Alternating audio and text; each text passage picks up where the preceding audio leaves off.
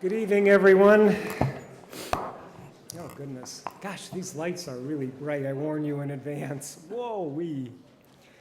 My name is Ken Yalowitz. I'm the director of the Dickey Center for International Understanding, and I'm very pleased tonight to address you briefly on behalf of the Dartmouth Centers Forum, which is sponsoring this event. The forum was founded 2 years ago in 2005 by 6 academic centers at Dartmouth, seeking to create common programming around themes of timely and educational import. The forum has now grown to 10 centers and institutes at Dartmouth, and our number now includes the Alwyn Initiative for Corporate Governments at the Tuck School, the Dartmouth Center for the Advancement of Learning, the Dickey Center for International Understanding, the Ethics Institute, the Hopkins Center for the Arts, the Hood Museum, the Institute for Security Technology Studies, the Leslie Center for the Humanities, the Rockefeller Center for Public Policy, and the Tucker Foundation. As you can see, the Centers Forum is a diverse grouping here at Dartmouth.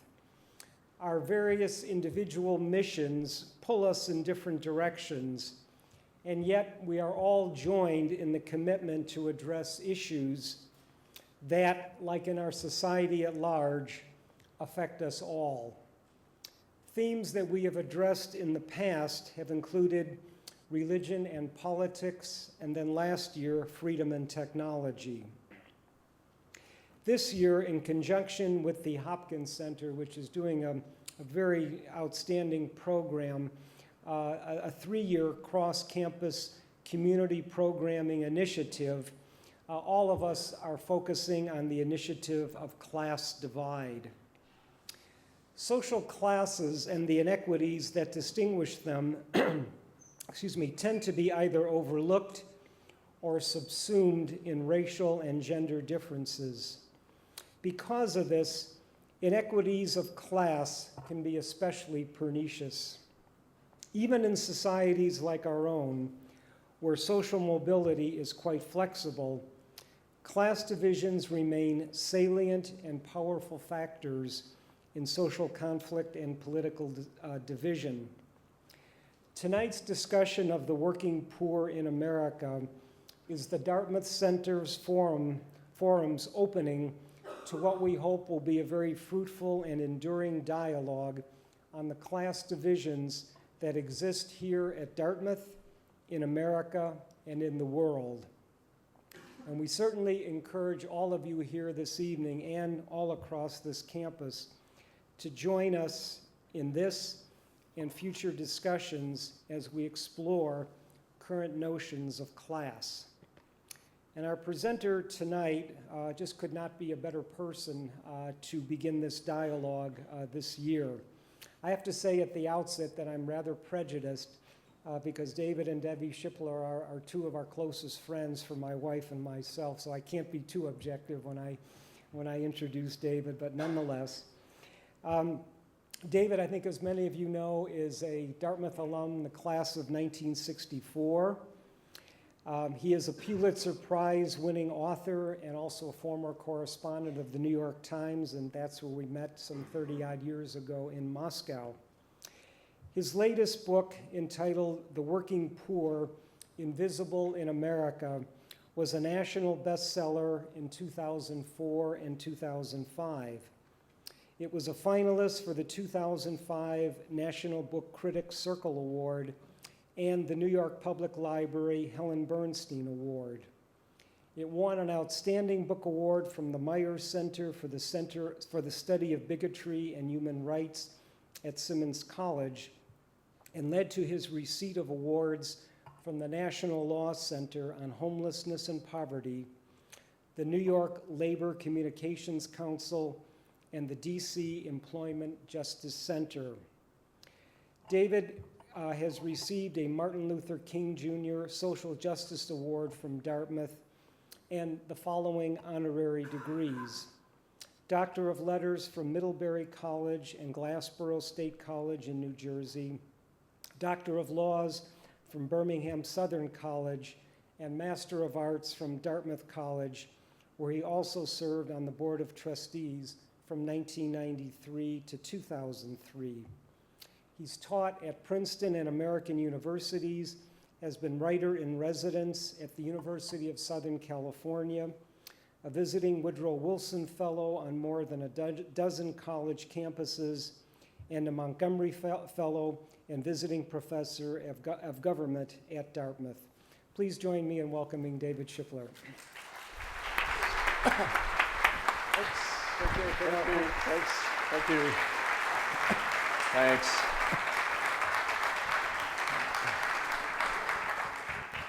I'm old enough to remember when this room had a balcony where we would sit when we were hoping not to be called on. I'm glad they've taken that away. I want to thank Ken very much for this invitation. And I'd like to introduce my wife, Debbie, who kindly volunteered to come listen once again to me talk about this subject. Debbie is a social worker who helped me interpret what I was hearing from people as I brought home their stories. And she read the manuscript, and she's a very tough editor, let me tell you. So I appreciate her being here. And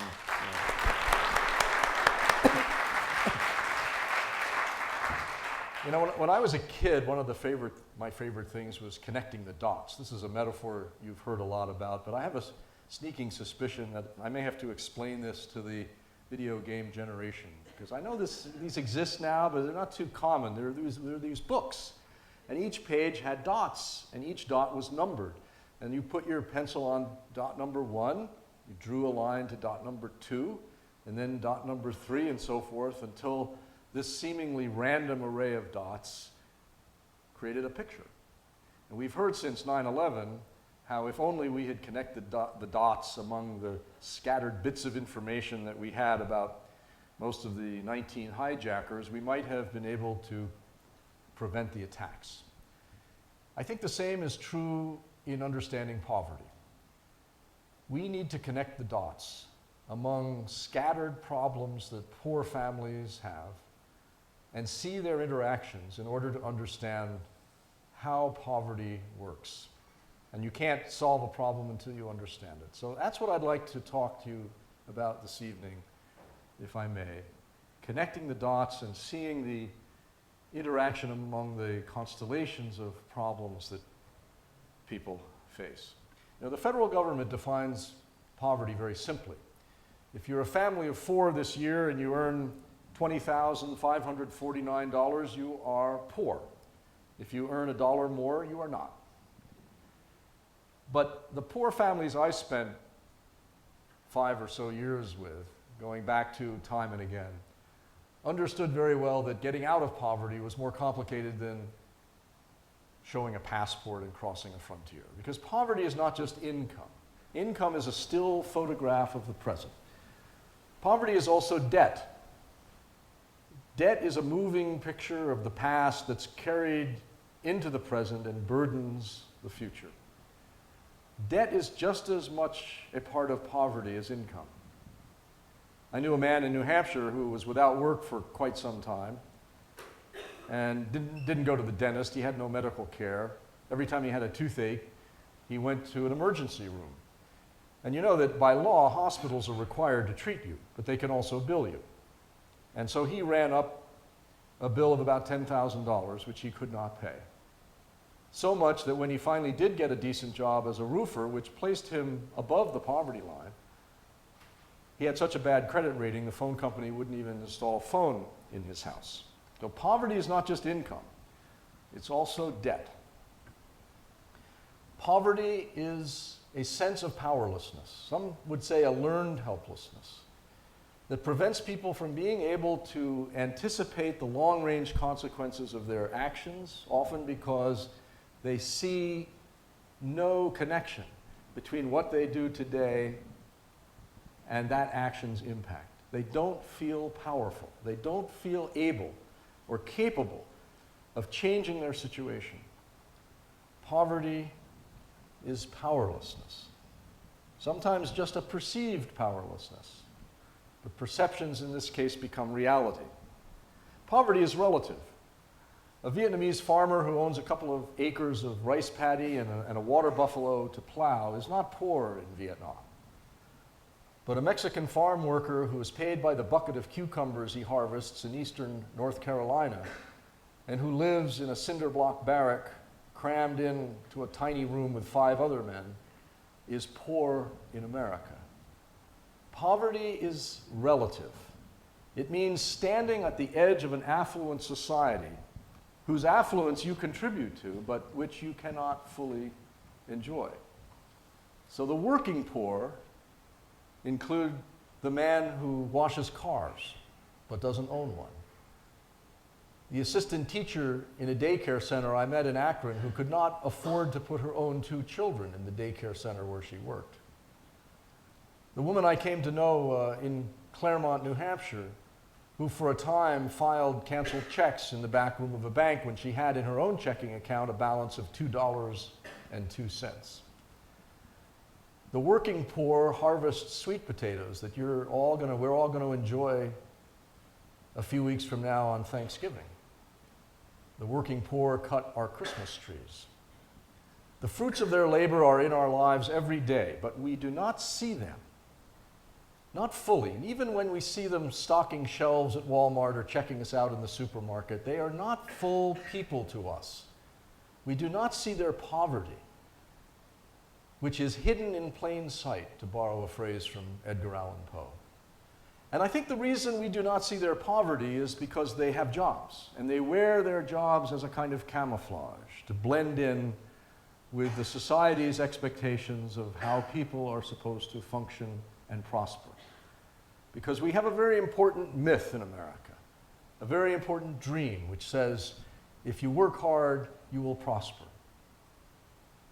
Now, this is such an important myth that we tend to believe it.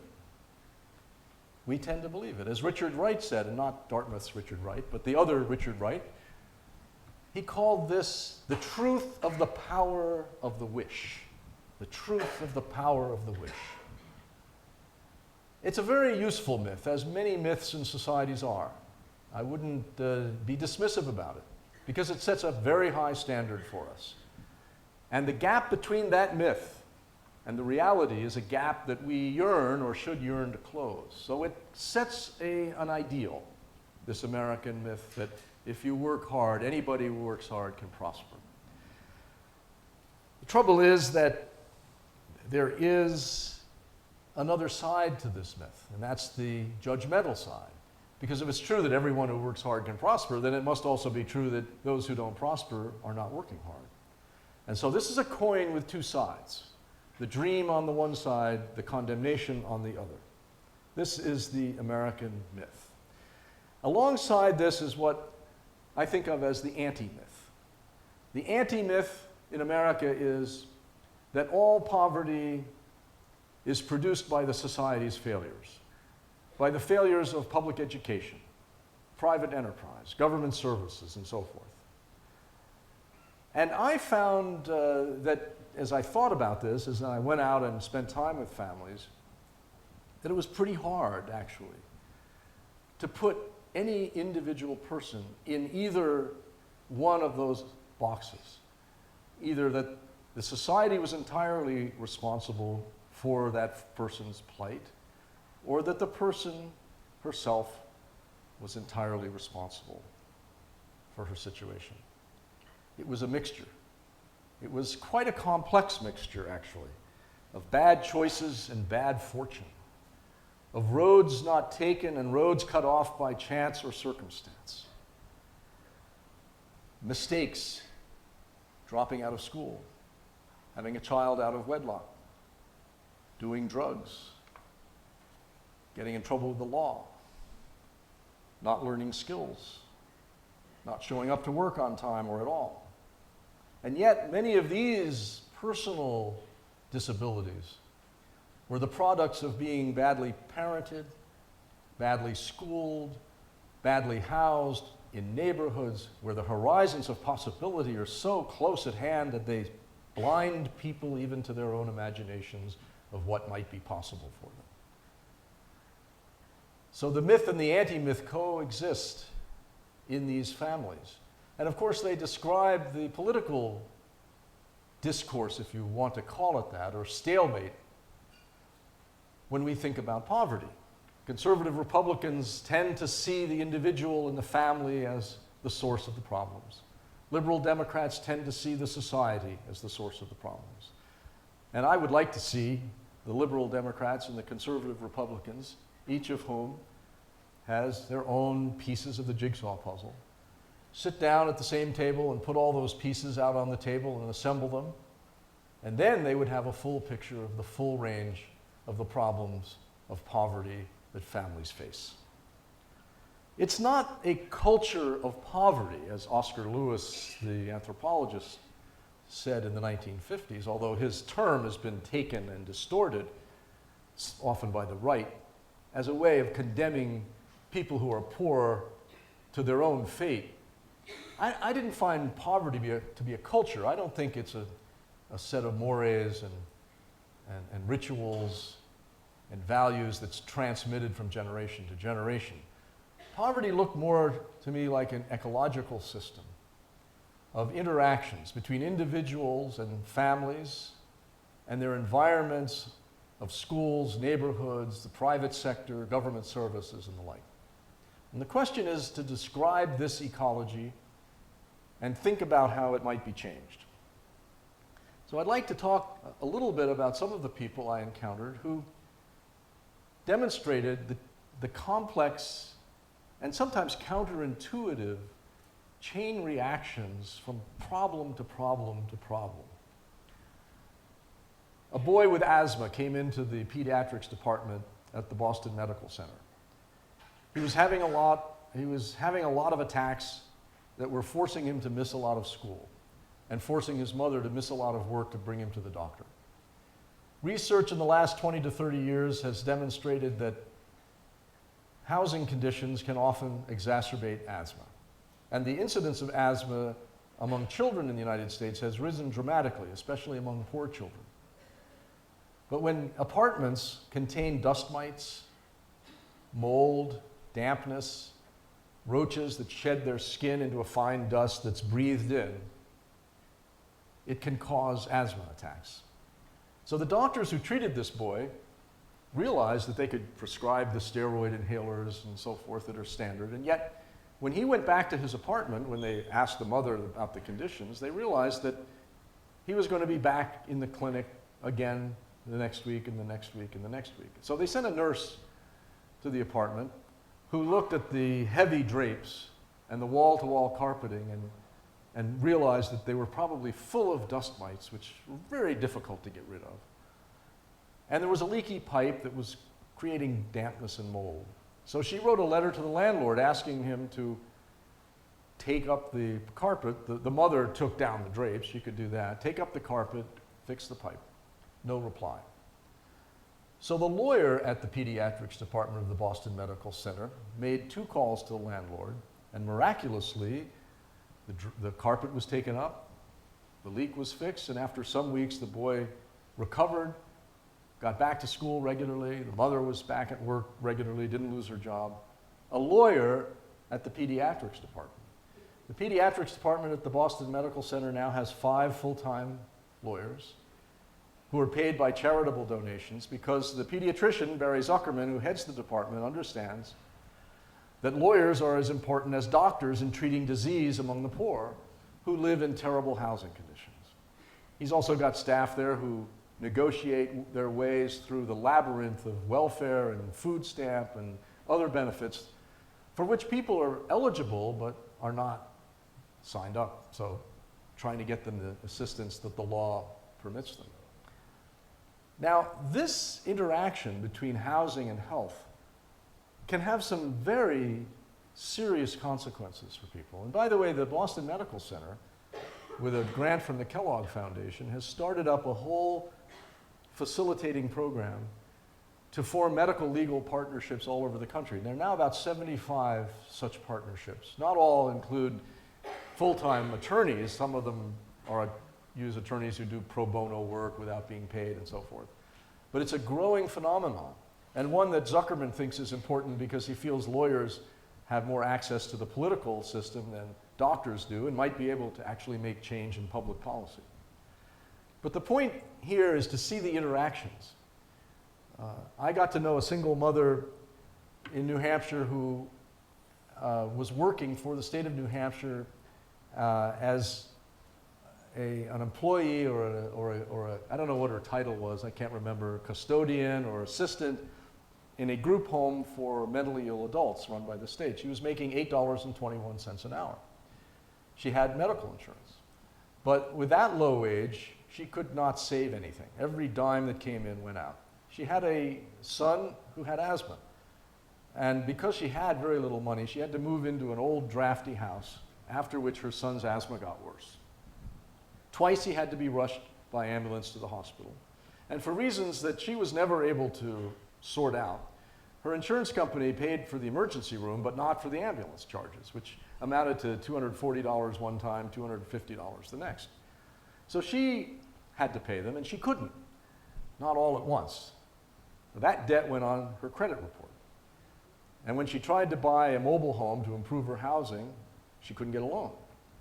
And when she had to replace her old car, which she needed to get to work, a reputable dealer ran a credit check and said, "I'm sorry, I can't sell you a car because I can't make you a loan." So she ended up at a sleazy used car lot that didn't do credit checks, but charged her 15 3/4% for a car loan. That was when rates were a little higher. She paid it because she needed the car. And she told me about this the same day that I happened to get in the mail an unsolicited offer for a car loan at half that interest rate, which illustrates a very important point. When people borrow money, they're like corporations that borrow money. The higher their financial rating, the healthier they are financially, the lower interest they pay.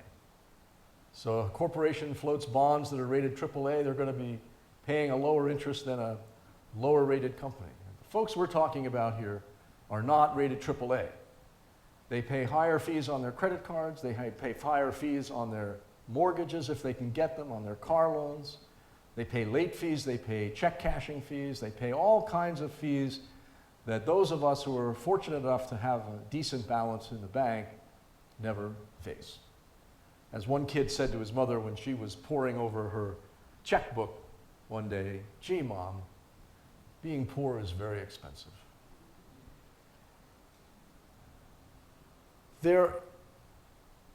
One of the things I discovered in the course of spending time with these folks is that housing, which in the case of the woman I just mentioned, led to a health problem, which led to a higher car payment. Housing is more than a place to live. It's a key link in a chain reaction of events. And housing can contribute to malnutrition among children. Now, this happens in a very straightforward way, actually. All you have to do is kind of think about it for a minute. Rents have gone up very, very steeply in many parts of the country, to the point where a working family at low income, maybe who doesn't have any housing subsidies, isn't in public housing, doesn't have Section 8 vouchers, which can be used to help pay privately owned housing. A family like that may be paying 50 to 70% of their income for rent. Now, rent's not optional. You have to pay that every month. You've got to make the car payment every month. We have a very poor public transportation system in the United States. People who work generally have to get there by automobile. So you've got to pay the rent, you've got to pay the car payment, you've got to pay the electric bill. Those can't be squeezed. What can be squeezed in the family budget? Food. And that's what people squeeze. Food stamps do not cover a full month's food, maybe 2 weeks, maybe 3 if you can really work it well. And what's happening is, I spent some time in a couple of malnutrition clinics talking to parents who brought in their underweight children, is that they just don't have enough money for food very often. Now, there are a lot of reasons for malnutrition besides a lack of money, which we can go into later if you want to explore it after I finish, but money is certainly an important factor. And a study was done a couple of years ago of 12,000 low-income families in 6 states that found a high correlation between the lack of housing subsidies and underweight children. So here we have a situation where seemingly very unrelated, disparate problems, high housing costs and the lack of government subsidies, can contribute to a problem that, if it affects kids in the first 2 to 3 years of life, when brain development is at its most crucial, can have lifelong consequences and produce lifelong cognitive impairment. Because it's been shown that even if nutrition is restored in later years, the early deficit is not overcome. Now, the head of one of the malnutrition clinics, pediatrician Debbie Frank, said very simply about school children who come to school hungry. She said, learning is a discretionary activity. It doesn't happen until you're well fed. I met teachers who teach in inner city schools who would take granola bars to class. And when they saw the vacant look of hunger in students' eyes, they'd toss them a granola bar. If kids don't have adequate health care, and the House failed today to override Bush's veto on the S-chip program, if they need eyeglasses, can't see the board, if they have a toothache, you've had toothaches, I'm sure a lot of us have toothaches, you don't think about anything else. It's very hard to learn when you have health problems. If you miss a lot of school, you fall behind. When you fall behind, you don't understand a lot of what the teacher is saying. Debbie, who was a teacher, suggested that I ask students what percentage of the time do they not understand what's going on in class. And the answers were stunning, 20, 40, 50% of the time. So then I'd say, well, what do you do if you don't understand? And the kids would say things like, well, Miss Jones will explain it to us, but Mr. Bates, he's mean and he just tells us we should be paying attention.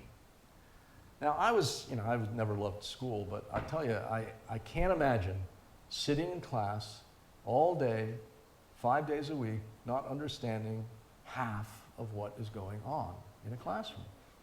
And kids who are malnourished, who have cognitive impairment, are very often in exactly that kind of situation. Do they stay in school? Do they finish high school? Or do they drop out? Well, a lot of them drop out. So you see the interconnections here. It seems odd when you first think that poor housing conditions can contribute to malnutrition, can contribute to learning problems, can contribute to dropping out of high school. And what is the effect of dropping out of high school? Well, if morality isn't enough of an argument, consider the cost to society. A couple of researchers did some calculations in which they figured that a high school dropout earns about $260,000 less over a lifetime than a graduate and pays about $60,000 less in taxes. That the average 45-year-old high school dropout is in worse health than the average 65-year-old high school graduate. The high school dropouts have a much higher chance of getting in trouble with the law and going to prison. And so it seems pretty clear that the less we invest in children now, the more we will have to invest in prisons later. These are interconnected issues. Connect the dots. Now, there are a lot of what some people would call internal problems that many people in poverty have. One of them is a deep sense of incapacity, of incapability. I spent time one night with a group of recovering drug addicts who were living in Washington, D.C. in a halfway house. They'd been through drug treatment, and their job now was to get jobs. They were supposed to be out there looking for work. And these men sat around a couple of times a week as a support group talking about their experience of looking for work. And these were tough guys. They'd survived the crack wars in D.C. Some of them had lived on the streets. A couple had been in prison. The last emotion that I would have imagined they're expressing to each other much less to anyone else, was exactly the emotion they were feeling as they were looking for work: fear. Fear was the word they used most often. They were afraid to apply for jobs. They were afraid of being asked about their police records. They were afraid of being rejected. And a couple even said they were afraid of being hired into jobs they did not think they could do. I spent some time at a couple of Los Angeles housing projects where there was a job placement program, and I asked the staff what the obstacles were to people getting work. All the staff members independently put fear near the top of the list. People in the housing projects wanted to work, but they were afraid to go outside into the larger working world, which they didn't feel they understood and didn't think they could survive very well in. They wanted jobs with the housing authority in the projects. That's where they felt most comfortable. Although these projects were centers of gang and drug activity, where I was advised not to go interview after dark, that's where people felt most at home, most at ease, most comfortable, and that's where they wanted to work. I spent some time in a job training center where people coming in to the program, many of them had trouble even having a conversation. So defeated were they, having failed in school, in relationships, in job after job. They looked at the floor, mumbled. And the training program treated that problem along with the hard skills. And so one of the instructors was a retired Marine Corps sergeant. A lot of tough love. He'd get people to stand up in front of the group every morning and give a little talk extemporaneously. I can't hear you. Look at me. He'd structure the course, which was in office skills involving computer work, so that everyone had at least a small success every day. And it was remarkable to see what happened to folks. Little by little, step by step, their eyes came up off the floor, their voices gained clarity, and they ended up, most of them, getting fairly decent jobs, in fact, or jobs with promotional possibilities. One of the people I got to know there was a woman who said that I should call her Peaches in the book. She was homeless at the time, living in a shelter at night. She was coming to this job training program. She'd been terribly abused as a child in a foster family, called all kinds of horrible names, and told me she thought so little of herself that when she had to steal for food, she never stole anything good like a steak. She didn't think she was entitled to that. She stole packages of bologna and so forth. In fact, it's odd that we call the programs for people in poverty entitlements, because I didn't find anybody at all who felt entitled to anything. People tend to blame themselves. They've internalized the larger society's views. They've internalized the American myth. If they don't succeed, it's their fault. One woman in Cleveland, when I asked her how she got to this point, she said, lazy, I'm lazy. I said, lazy, you get up at 3:30 or 4 o'clock every morning to go to work on an assembly line at a bakery doing a job I don't think I could do for half an hour. You work harder than I do. Why do you think of yourself as lazy? And she couldn't articulate it, except to point to a few mistakes she'd made along her way, mistakes whose consequences seemed to her to be irreversible because she felt powerless. Now, I talked to employers, and I heard from employers complaint after complaint about people getting hired and then not showing up to work, not calling in when they couldn't come, and that sort of thing. And I took this information to a woman in New Hampshire, Ann Brash, who was extremely perceptive on all of this because she had grown up in the middle class and fell into poverty after a divorce. And I said, Ann, I'm hearing this from employers. What do you say? She said, maybe people don't think they're important enough for anybody to care if they come to work. I took that back to a few of the employers, and it was like the old cartoons of light bulbs going on off over people's heads. Yeah, that made sense. The one young man in Cleveland, who's the third generation of a family that owns a manufacturing company, they make hydraulic and fuel hoses for industrial machinery, said, well, he said, this fits with what I think it was his grandfather said, you know, when you take over, you're going to have to turn your collar around, be like a priest, and minister to your workers. So when somebody doesn't show up to work and doesn't call, he'll call them at home and say, how come you're not here? And if the guy says, well, my car broke down, he'll send someone to pick him up and bring him in to get the idea across that he needs it. Otherwise, he's going to miss a production deadline. He's going to have to pull people off another job. This is rare in business. It's rare. But it understands something about people's sense of deep inadequacy. It's very hard to overcome. And one of the problems that I found, to my surprise, and I didn't expect it, and I didn't ever ask anybody about it, was childhood abuse. Most poor households in America are headed by single adults, and most of them are women. And most of the women I interviewed told me they had been sexually abused as children by their fathers, or their stepfathers, or their mother's boyfriends, or the older siblings in a foster family. I didn't ask this question. I would say, tell me about your childhood. And it would come out, sometimes in the first interview, sometimes later. It was very difficult for me at first to understand why they were telling this, talking about such an intimate trauma to a perfect stranger, and until I began to understand that it was probably because I was a stranger, that I didn't know their families, and that they felt that it was at the center of what had gone wrong with it for them. Many of them said they could not form lasting attachments with men. They didn't trust men, no surprise.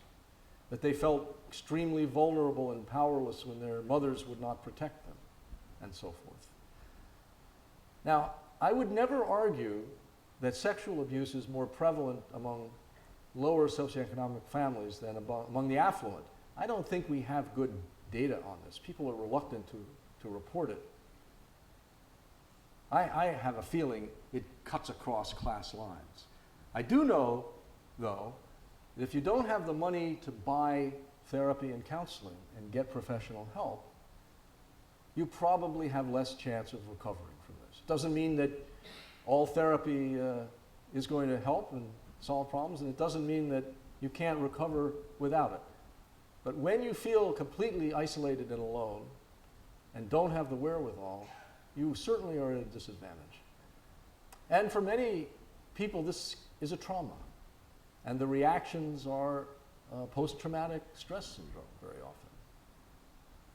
There can be an emotional cutoff, which is protective, but it's exactly the wrong kind of thing to be a good parent, which involves the need to be emotionally accessible and trusting. So these disabilities can carry over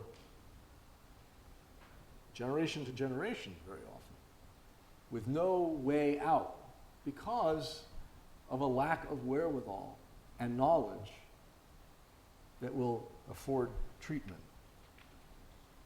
You know, this is a remarkably greedy society that we live in. We're told all the time by our politicians, some of them at least, that we want the money we earn is ours, and we want to keep it in our own pockets and whatnot. We have ostentatious wealth. The disparities are dramatic. You know, in 2004, the Federal Reserve did a study, I think they do it every 3 years, that showed that the top 10% of the American households had a net worth that had grown and was averaging 3.1 million per household, the top 10%. But the bottom 25% net worth had declined to minus 1,400 on average. Means 1/4 of American households owed more than they owned. 1/4. This is an enormous disparity. And one that's exacerbated by the decline of labor unions. We have now overall about 12.5% of American workers are in unions, lowest since the Depression. Government, it's 35, 36%, but in the private sector, only 7.9% of American workers belong to unions, which means we almost don't have unions in the United States. There's a bill that's been in Congress for several sessions that would facilitate union organizing at the workplace. Some Northeastern Republicans favor it, but by and large, it's not the Republican majority for all those sessions certainly wasn't going to pass it, and I don't know what I think it's been reported out of committee in the House now. I'm not quite sure where it stands, but chances are Bush will veto it, although it seems to me that it's ideologically inconsistent, because if you believe in a free market, you really need to have a level playing field between buyer and seller. I mean, if I go into a Middle Eastern market and I want to buy a rug, and there are rug merchants, and we negotiate about the price, and I could walk away and he could say no. We're on an even footing. But in the labor market at low skilled levels in the United States, except in a booming economy, which we don't have, the seller of labor is at a disadvantage. And the buyer of labor really has much more power. So this is not a free market now, it's a rigged market, because workers cannot bargain collectively for their wages. So that's part of the issue. I was having dinner a year and a half ago with a guy I know in Birmingham, Alabama. He lives in a very posh suburb, and I was telling him about having visited some inner city schools where they didn't have enough textbooks for the kids. And as a math teacher in LA said to me, if you don't have a textbook for every student, you don't have a textbook for any students. You can't give them to some and not others, so teachers end up Xeroxing chapters. Some schools have limits on how many pages a week you can Xerox. Well, these teachers may have 135 kids, 5 sections of 25 kids each or whatever. And they spend their own money going to Kinko's and doing that kind of thing. And this guy was amazed. He said, my kids have 2 textbooks for each class, so they don't have to carry them back and forth between home and school. The disparities are enormous in this country. But the odd thing is that alongside the greed is a very powerful current of generosity in America. We have, as de Tocqueville noticed a long time ago, and is still the case, probably the most active philanthropy in the world of any country. I mean, those of you who pay full tuition at Dartmouth cover maybe 55% of the cost of educating. Full tuition, because of the endowment, generosity of alumni and so forth, grants and so on. Now, this place couldn't operate without philanthropy. Certainly not the way it does. So, I mean, look at the reaction after the tsunami, the outpouring of giving that came from the United States. Look at the reaction after Katrina, the donations, the people who put refugees from New Orleans up in their homes, in churches and so forth. There was enormous generosity on display. And I kept running into this all over the place. There's a Walmart in Claremont, whose manager said they were having a meeting of employees one day, and he announced that one of the employees, he didn't name who, was going to have a tough Christmas. And the workers put in $1 or $2 each until $300 or $400 had been collected. And one of the people who contributed was the worker who was being helped. And you could say, well, Walmart could do a lot more for its workers than collect their hard-earned money, but that displayed a tremendous spirit of giving among people who didn't really have a lot of cushion to give. Tom and Kara King, a couple who lived in Newport, New Hampshire, were remarkable people. I mean, Kara had cancer, and when they went to sit in the waiting room, they noticed that there were kids there, and there weren't any toys for the kids to play with. So Tom and Kara were very poor. They were out of work when I met them, both of them. But they got their kids, their 3 kids, to go through their toys and pick out toys they were willing to donate to the waiting room. And Tom, who's kind of a carpenter, made a toy box and everything, and they took it and they gave it and they put it in this waiting room. When Kara found out she had to have a bone marrow transplant, they took what little money they had and decided to treat themselves to a dinner out. And they went to a truck stop and took the kids, and they sat at a table talking, laughing. The 2 boys got into a contest to see who could eat more. And when it came time to pay the bill, the waitress said, "It's been taken care of." I said, "What are you talking about? It's been paid for." And they were a little put out, actually, because they didn't really like charity. And Kara especially hated to be pitied. She hated it. And all the way home in the car, she was stewing about this and getting angrier. And so she got home, she picked up the phone and called the diner and got the waitress and said, "Who paid our bill?" Waitress said, "Well, he's still here," and handed the phone to a guy who explained that he was a truck driver, just passing through, didn't get home to see his family much, and couldn't help overhearing snatches of their conversation. He said, "You know, I counted. Your children told you they loved you 20 times. Kara broke down, stopped being mad, but I always thought of Kara as having an internal balance sheet. Every time anybody did something good for her, it went on the debit side. She had to do something good for somebody else." She died not too long after that, leaving Tom as a widower with 3 kids. So, generosity. We do have it here. The question is how to harness it. So I want to put a question to you that I've asked all over the country. You know, let me just preface this by just saying that the interaction between the private and the public sector is at the center of our ongoing political debate. It happens all the time. I mean, Bush has said he doesn't want to sign this big increase in the state children's health insurance program because he's afraid it's going to woo families away from private insurance when they can get government insurance. The Democrats say these folks can't afford the private insurance. So this is part of our discussion and debate. But let me ask you this. How many of you would be personally willing to pay higher income taxes to help address the problem of poverty? Let's see the hands. Well, this is an overwhelmingly large yes response. Of course, this is a biased sample. Well, I guess you're going to have time to watch the Cleveland-Boston game, actually, even after this, but you're making a sacrifice to come here. Listen. Now, how many of you who raised your hands have told elected officials that you were willing to pay higher taxes? Let's see how many of those there are. Very few. See, that's the gap, isn't it? That's the gap. The politicians don't think anybody wants to pay higher taxes. I had a conversation with John Edwards about this first time I met him, and I said, well, I've been getting this response all over the country. And he looked at me as if I were crazy, because he understood that raising taxes is the third rail of a political campaign. And it is. He's right.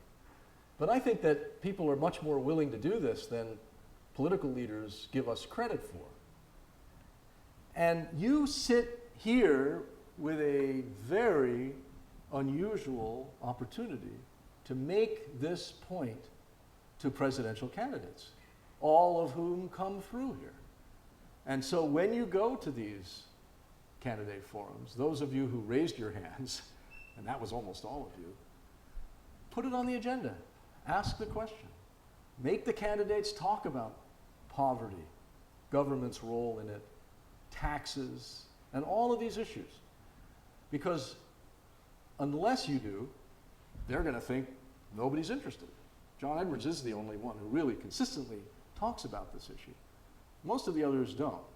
And in the general election campaign, you won't see it mentioned. I guarantee poverty will not be talked about. I mean, assuming Edwards doesn't get the nomination, which it doesn't look as if he's going to. So you have a really unusual opportunity to put items on the agenda that you're concerned about but don't get talked about very much. And as you do, I hope you'll remember to connect the dots. Thank you very much.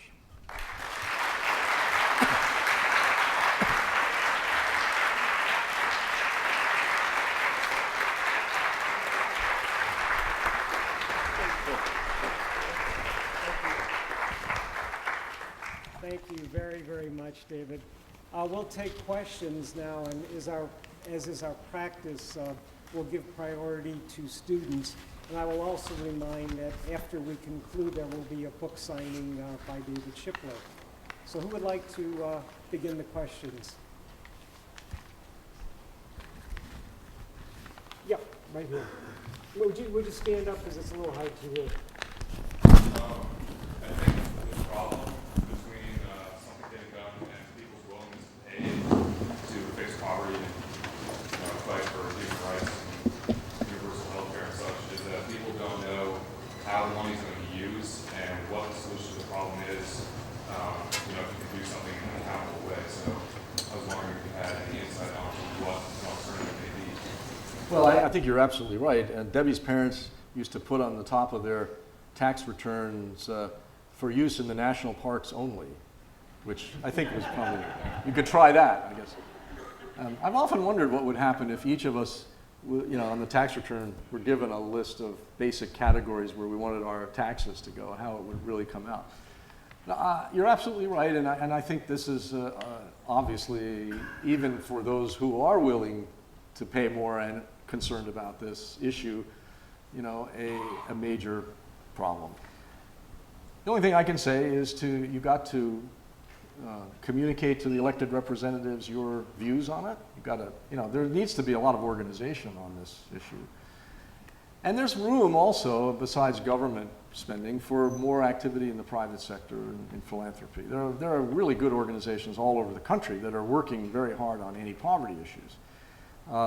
There's a feeling among the people who run Teach for America, for example, that if people, and I know Dartmouth's application percentages to that program are quite high, that if people do that for a couple of years, even if they don't end up being teachers professionally, if they go to law school or get their MBAs or go to med school or whatever, they will never forget that experience. They will always carry that with them, and that experience will shape their professional activities. So, there are many ways of getting at this issue. Government is one of them, and advocating government programs and voting for candidates and making the candidates talk about these issues and think about them, I think is a very important aspect, but it's not the only way to go, of course. Yep. I just wanted to thank you.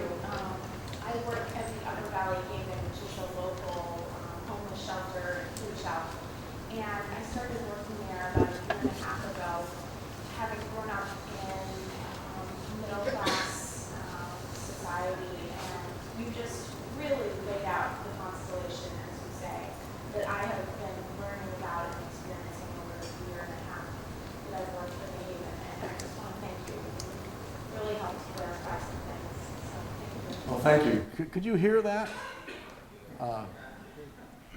That's good. I'm glad you could. But where is the shelter? Where is it located? In White River?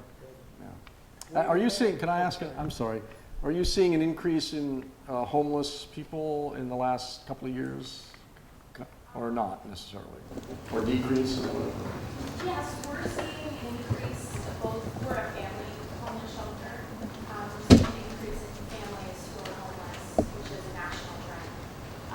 But we're also seeing an increase in single adults who are coming to us for shelter need. And right now there's not a shelter for single adults in the Upper Valley, and we're working to build them. And are a lot of these people working or not? Yeah. When it's a single parent, it's a bit tricky.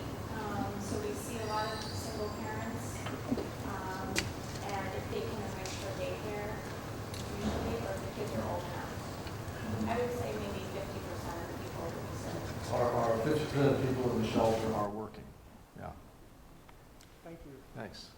Yeah, right here.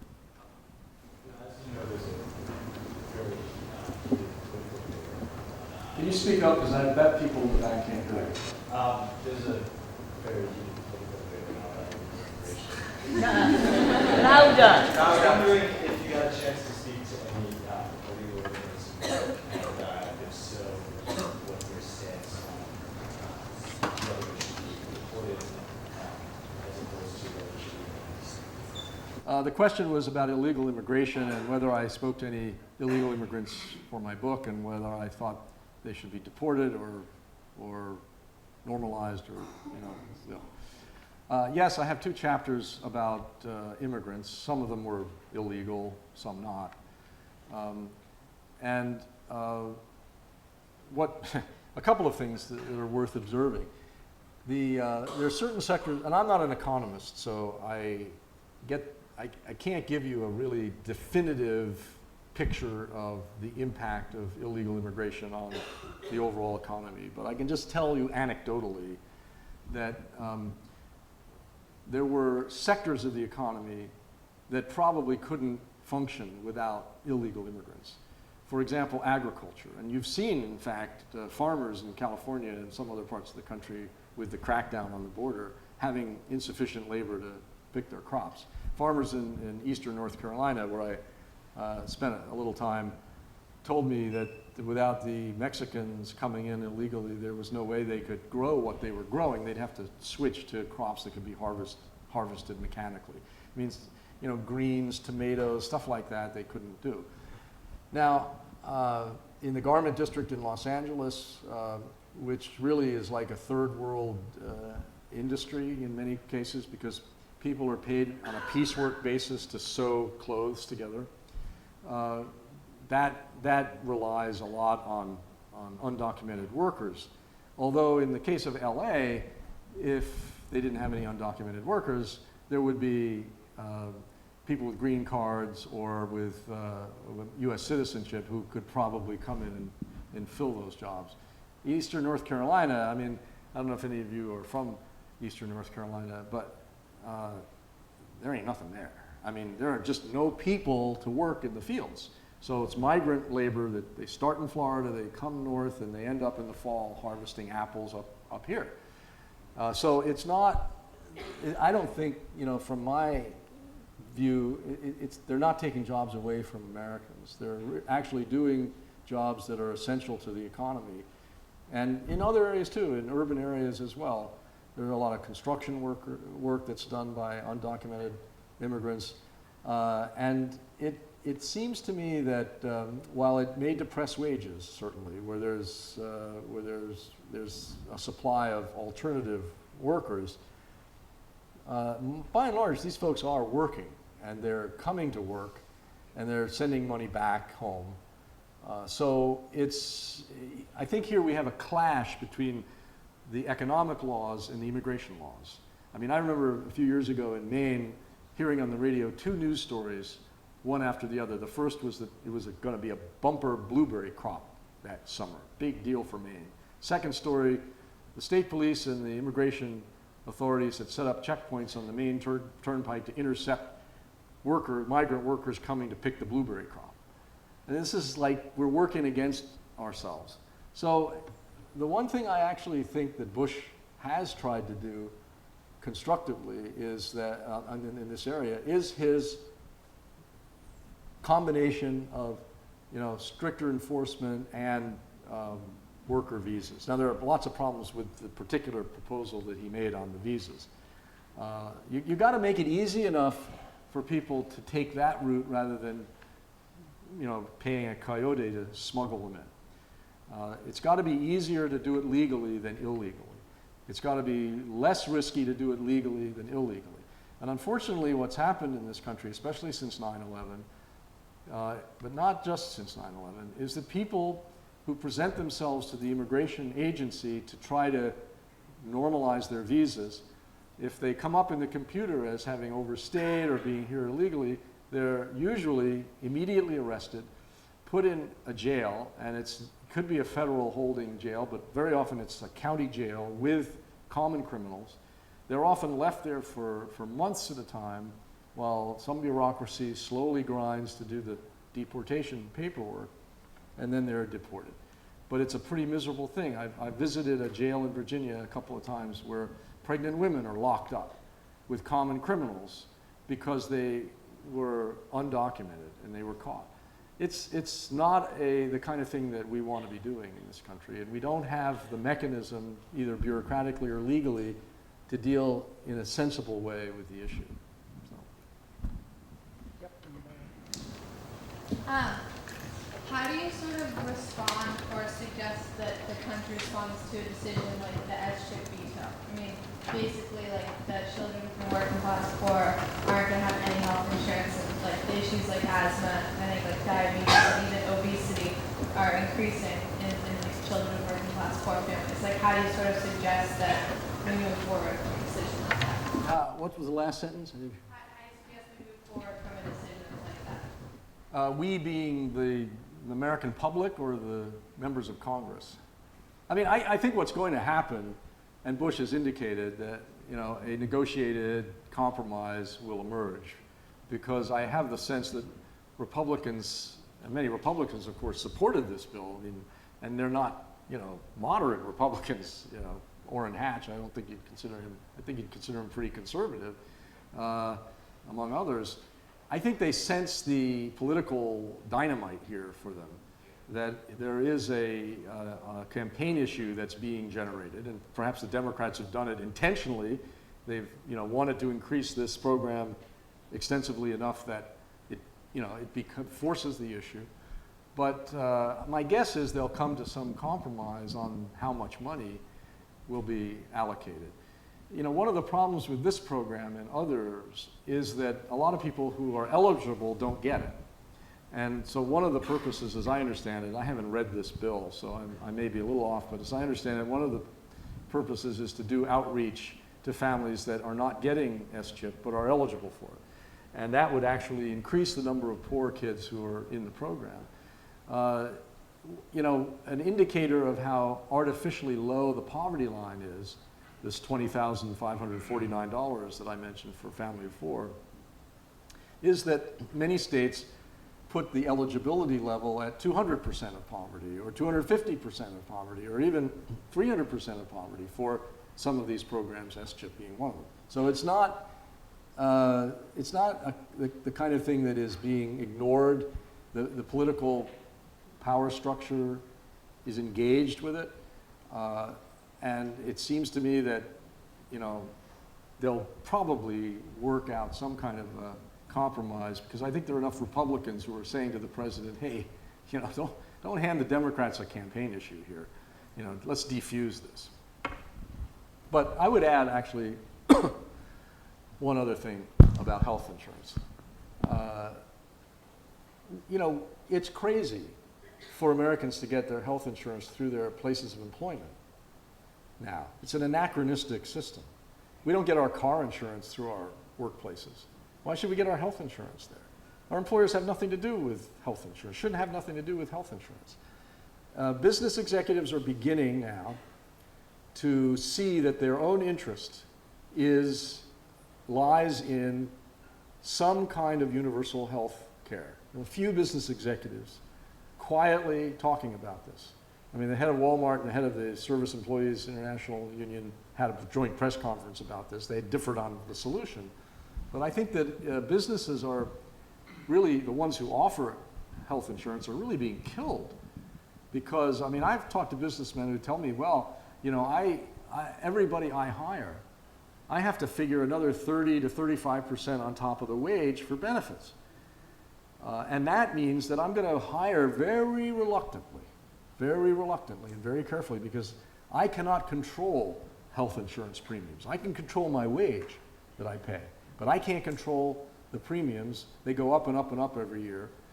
So what am I going to do? I'm going to transfer them to the workers more and more, or I'm going to drop it entirely. You just saw GM and the United Auto Workers completely changing the basis on which the retired employees' health insurance is managed, shifting it to a trust that's going to be managed basically by the union. This is an enormous change. I think it puts companies, American companies, at a disadvantage with their overseas competitors, who by and large exist in countries that have national health insurance. And therefore they don't have to pay. Now, of course, taxes might be higher and so forth, but nevertheless, it's not in, I don't think it's in the interest of American business not to have people properly covered.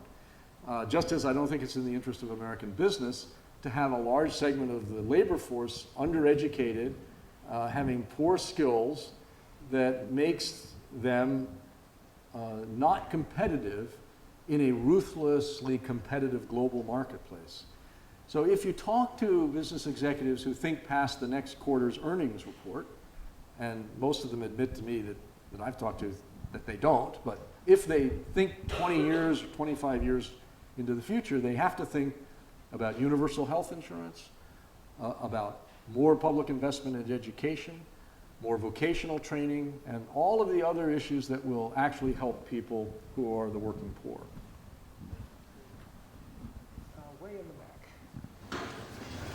Earlier you mentioned the supply and demand. Can you hear me?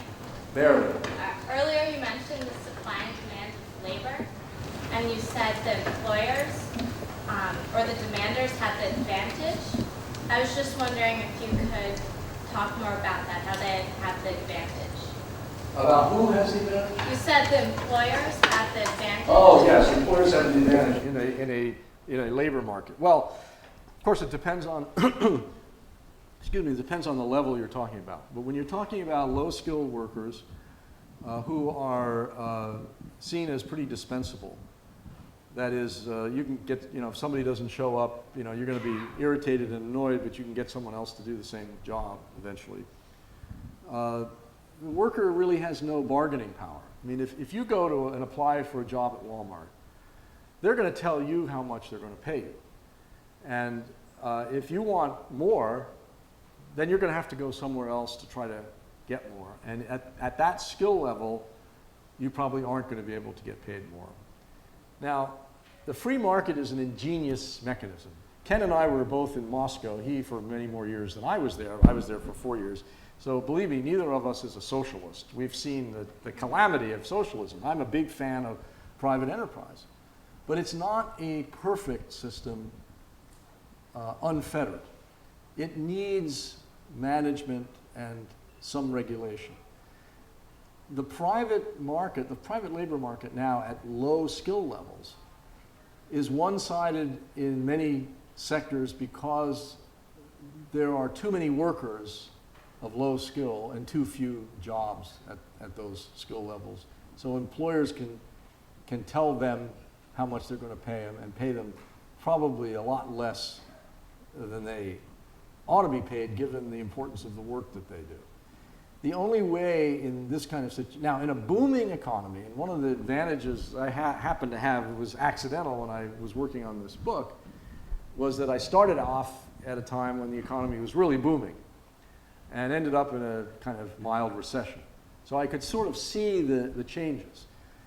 Most of the people I interviewed and spent time with didn't see their standards of living change much. But I did see changes in the way employers treated workers.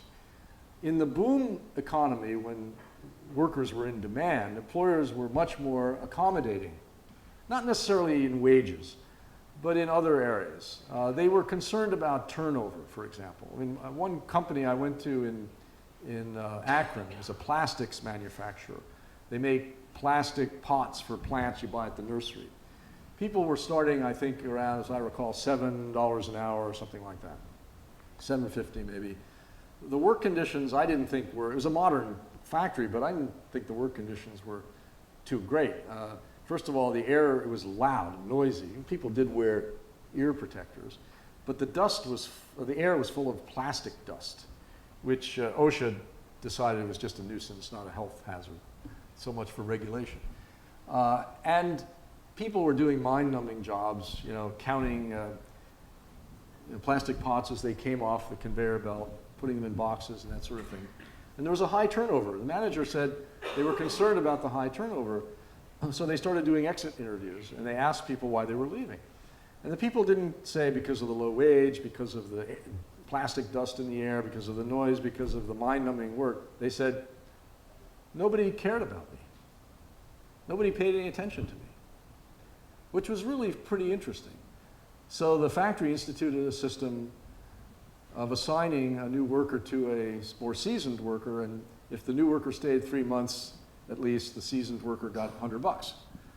Unfortunately, I don't think this lasted very long. The manager left, and the economy, kind of tanked. So the company didn't really have to be quite as accommodating. So I think that, in a sort of time of economic downturn or mild recession, or even a kind of flat, or bare economic growth, you really don't see a level playing field. And the only way workers can get higher wages is to bargain collectively through a union. Otherwise, employers don't have to pay them more. And I asked this Walmart manager in Claremont, I said, what would happen if you paid your workers a higher salary? And I gave him a number, I can't remember it at this point. And I expected him to say we'd have to raise prices, but he didn't.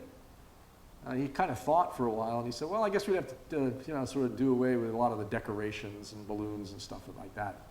I said, well, you mean your margin is big enough that you could raise starting wages and not have to raise prices? He said, no, we wouldn't raise prices because those are determined by what we perceive as the market. So. Yeah.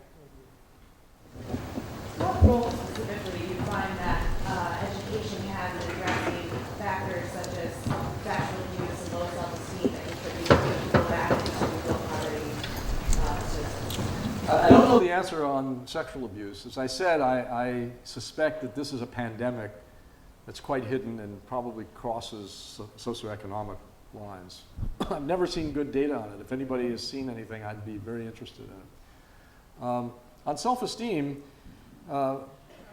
it seemed to me that one of the contributors to low self-esteem was failure in school. That is, people who didn't do well in school or who dropped out didn't exactly feel great about themselves, even though they might sometimes put on a rather cavalier front about it. I mean, Tom King, for example, from Newport told me that he dropped out of school because they weren't teaching him anything. And he was a mechanic, and he wanted to learn how to fix engines, which he can do. And that's what he does. So that's what he was doing, at least. I've been out of touch with him a while. So for him, education was a kind of, I got to know him pretty well, and I kind of thought it was a rationalization. That he was putting down school because he didn't finish, and so he was saying, well, it didn't do any good for me. What's the point of it? Whereas other people were more openly regretful about having either not gone on to college, which now we preach that everyone should do, or not finishing high school, or getting bad grades, and that sort of thing. One problem, this doesn't exactly go to your question of self-esteem, but one problem is, I think, that people who finish high school even, or maybe have a year or two of college but don't finish the 4-year degree, are really not equipped to be very competitive in the job market. And this country used to have a vocational school system that was pretty extensive. We've pretty much done away with that. They exist here and there. But really there's no well-organized vocational training for people who finish their high school degrees. And part of this is the whole notion, which sounds very egalitarian, college for all. Well, that's great if everybody goes to college, but what happens to people who don't go to college? I mean, they fall through the cracks. And I think that because this country, this society values money and measures people's success largely on the basis of how much they earn, there is a connection between lack of education, which translates into lack of earning power, and self-esteem. I'll take 2 more questions. Yes, go here. I actually teach at Trinity College in Dartmouth, and I work as part of the program class. What was really remarkable to me is I met young women who are single parents working $40 an hour. And when I asked them to write a paper about their thoughts, they don't identify themselves as poor. Although they're very low self-esteem, and that's something that I'm encouraged, they do not identify themselves. So I'm wondering, what are your thoughts on how that contributes to the problem and to the position? It's a very good question. I encountered the same thing when I asked people where they put themselves in the sort of class hierarchy. Some people, of course, the word poor, the designation poor, has a stigma in American society because of this notion that it's your responsibility. And often people, I don't know if they say this to you, but even if they acknowledge that they have very low incomes, they'll talk about the richness of their lives in other ways, in family, in faith, and so forth. And that's legitimate very often. It does kind of miss the point, though. I think it was Woody Allen, that great economist, who once said the most poverty is a real problem, especially from the financial point of view. And I think that you know, this stigma has been internalized, so that a lot of people, I mean, I found very few people who blamed their situation on anybody but themselves. The larger society, the economic system, government programs, the school system were not on their radar by and large as causes. And it's a problem. We were talking, a few of us at dinner, we're talking about the problem that there's no movement in the United States among low-income people, as there has been in other countries, Latin American countries, for example.